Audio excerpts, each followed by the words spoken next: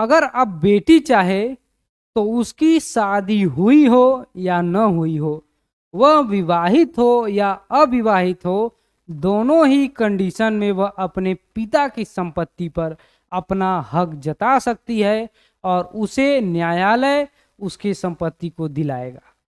दोस्तों, एक नया संशोधन है, उस पर हम चर्चा करेंगे। ASY लीगल अपडेट में अजीत आपके साथ आज इसी विषय पर चर्चा होगी कि बेटी का पिता व माता के संपत्ति पर क्या अधिकार है, जो नया संशोधन है उस पर। तो इसको हम समझेंगे। अब इसके पहले क्या था कि हिंदू उत्तराधिकार अधिनियम 1956 में क्या था कि अगर पिता की, सपोज दैट, या माता यहाँ पर हैं, अगर इनकी मृत्यु हो जाती है किसी कंडीशन में, तो इनकी संपत्ति को, पिता की संपत्ति को पत्नी की संपत्ति को मिलता था, बेटे को मिलता था। अगर बेटी अविवाहित है तो बेटी को भी मिलता था। वहीं पर अगर माता यहाँ पर है तो यहाँ पिता हो जाएंगे, बेटा हो जाएंगे, बेटी हो जाएंगे। यह था 1956 के अधिनियम में। लेकिन जब बेटी की शादी हो जाएगी तो यहाँ से बेटी का जो है हिस्सा नहीं होगा। यह था पहले का। अब कंडीशन क्यों बदला है इसको हम समझेंगे। अब कंडीशन बदला क्यों कि एक महिला थी, इनकी शादी हुई इस व्यक्ति के साथ में। अब पूरा मामला आप मत समझिए, बस सीन एक उदाहरण से समझिए कि यही कंडीशन था, एकदम same to same 3D animation में मैं दिखाने का प्रयास किया हूँ।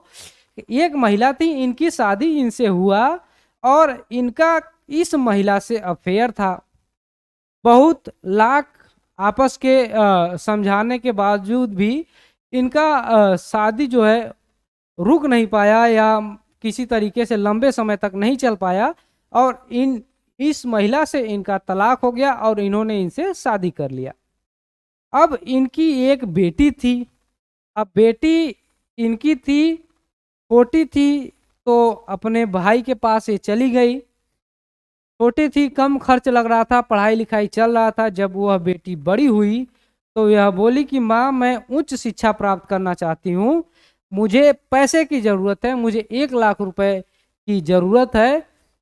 तो माँ बोली कि ऐसा है बेटी कि मैं तो कमाती नहीं हूँ, मेरे पास इतने पैसे नहीं है। जो आपके पिता थे जिनसे मेरी तलाक हुई है वह पैसा कमाते हैं, उनसे एक बार आप बात कर लो, क्या पता वो पैसा दे दें तो आप पढ़ लो। अब इनके पास यह बेटी गई। बेटी बोली पिताजी हमको पैसा दे दीजिए, हमको पढ़ना है। पिताजी ने इसको मना कर दिया कि आपकी माँ से हमारी तलाक हो गई है, मैं आपको अब 1 भी रुपया नहीं दूंगा, आपको पढ़िए चाहे मत पढ़िए। तो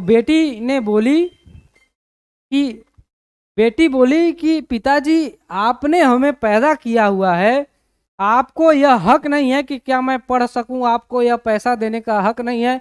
माँ के पास पैसा नहीं है, जो मामा हैं वह पैसे नहीं दे रहे हैं, उनके पास भी पैसे नहीं है, तो मैं कहाँ से पढ़ूंगी।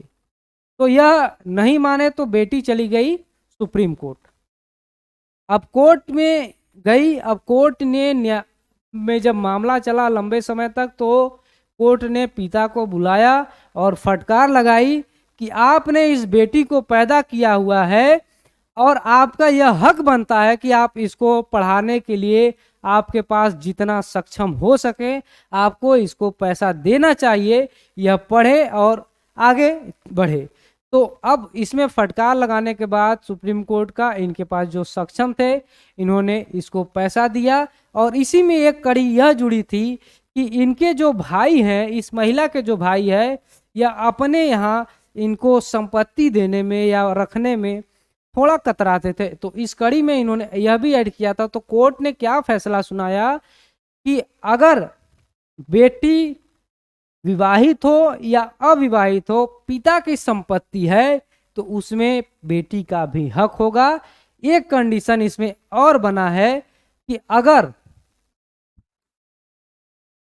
पिता मान लीजिए उसकी पैतृक संपत्ति है तो उसमें बेटी को भी देना होगा, बेटा को भी देना होगा और पत्नी को भी देना होगा।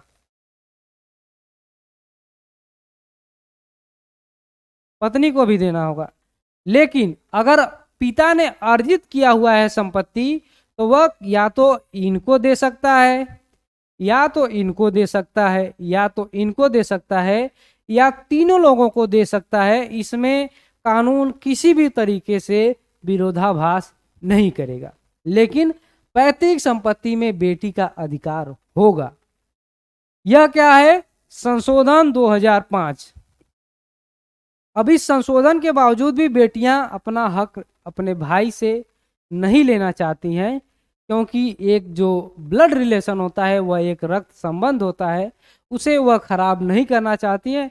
साथ ही में एक और मामला है कि अगर मान लीजिए बेटी अपने भाई से संपत्ति लेना चाहेगी, तो बेटी का जिससे शादी हुआ उनकी बहन भी अगर उनसे संपत्ति लेंगी, तो यह बहुत सारा विवाद जो है आपस में बढ़ेगा। तो इसीलिए यह नहीं है। लेकिन अगर बेटी चाहे तो वह पिता की अर्जित संपत्ति पर तो नहीं, लेकिन पैतृक संपत्ति पर अपना हक जता सकती है, और कानून 1905 के संशोधन के हिसाब से उसको उसका हक दिलाएगा।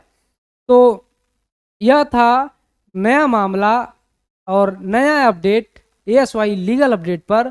तो आपसे निवेदन है कि बेटियों का और अपने बहन का एक अच्छा सम्मान करें, और साथ ही में आप इन सब चीज़ों को समझें।